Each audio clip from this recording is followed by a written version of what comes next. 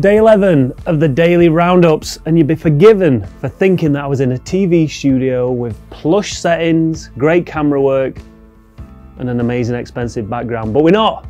We're in Smythy's Nan's garage once again, and a huge shout out to the boys that make this happen. The daily roundups are getting some amazing compliments and comments on the YouTube. You got to remember, behind this camera, there's about 7 or 8 guys out on course, editing these videos up till 6 AM sometimes in the morning.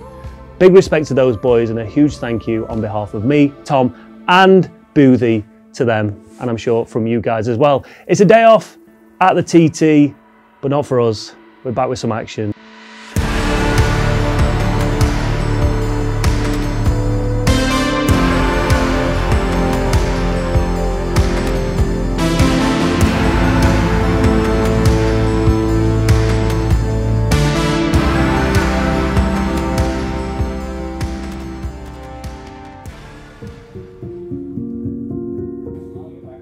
Hello everybody, I am not Chris Pritchard. He's down in the fan park doing some other stuff. He's very good at that, people like him down there. So, we have dropped in see Dean Harrison in the Honda Hospitality Suite. Dino, your TT is just on its way up, mate. That Superstock win the other day was massive. I was down doing a bit of TV presenting and the feel, the buzz, was like no I've ever seen. Honestly, mate, it went up. No, how good is that? For me, it's magic, honestly. The support from the fans the whole week's been unbelievable. Every race we've sort of started and finished, they've always been waving over the crowd, waving over the walls and fences and hedges at me, which is it's nice. It makes you feel quite welcoming, really, and homely, let's say.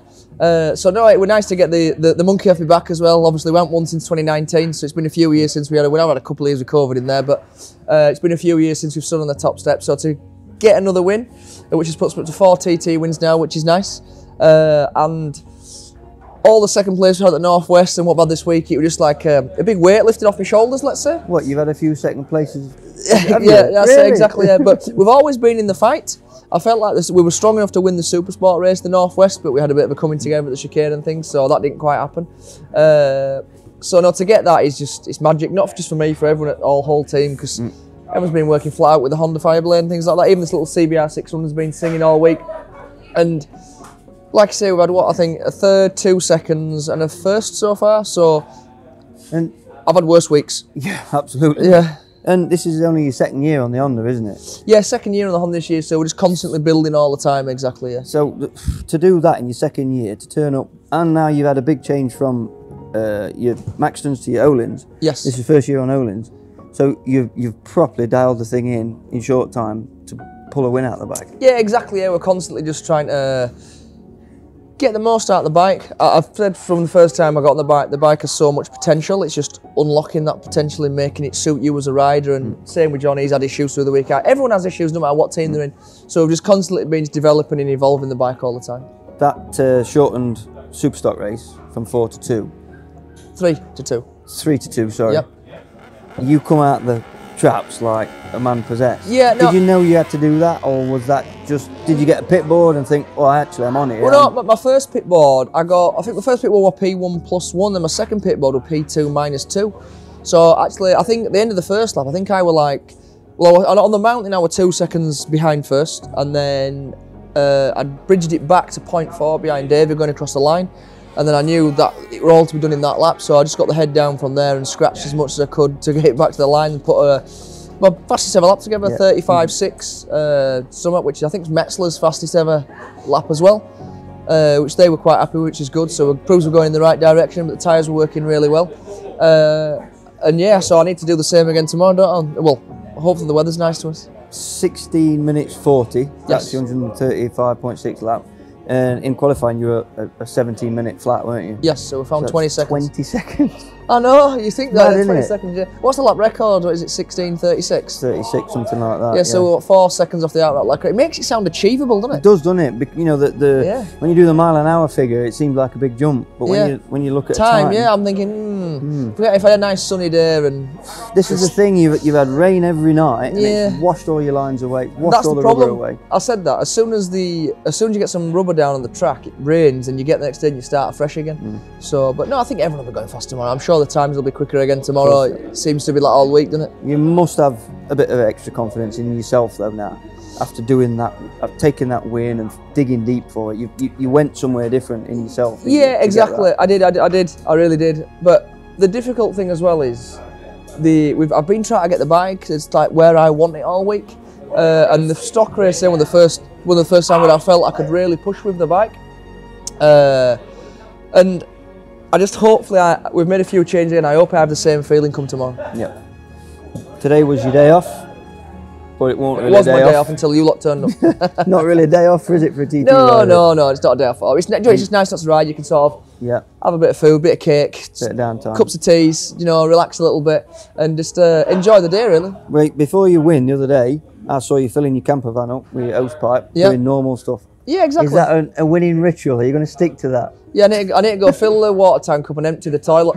That seems to be my daily roundup. You heard it here first. That's how he's going to approach his next race win. Dino, nice one, mate. Great, thank you very much. Cheers, mate. Thank you.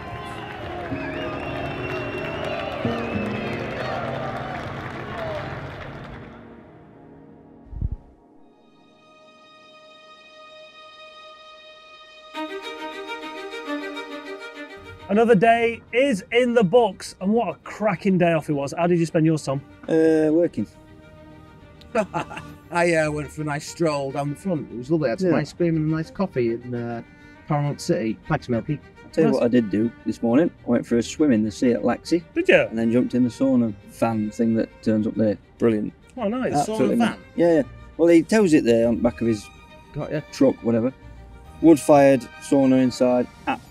Tell you what, absolutely mint. I know, right? And is it all legit, that? Well, it's legit, yeah. You're just not allowed to wear any form of swimwear. If you check to see if there's any cameras in there. Anyway, right, day off today it was, not for us, we're still working. There's obviously no news when it comes to racing. Tomorrow we've got a full schedule, sidecar, super twin, super stock, and then senior on Saturday. We're not even going to mention that, we're not even going to talk about predictions and what's going to happen. Who knows? Who knows? So, let's talk real quick about the biggest news that's come out today, which is a brand new press release from the Isle of Man TT announcing that the 5th biggest company in the world, Amazon, is set to release a docuseries all about the Isle of Man TT. Now, we've seen them in the past. We've seen No Room for Error. We've seen the absolute classic that is Between the Hedges. Absolutely banging. Go and watch them. I don't think anyone's going to beat that, even with a huge budget and the likes of Brad Pitt and Channing Tatum and Amazon behind it. Between the Hedges is just here. At best, it's going to get there. Oh, massive. Do you know what I'm saying? But, let's see what they can do. Let's see what the big boys can do. But this... Well, they're bringing Hollywood to the Isle of Man, and all the resources that they've got and the budget and the way that they're going to look at stuff and film stuff, got to be worth a watch. 4 45-minute something like that, yeah. Programs. Yeah. Mate, that is exciting.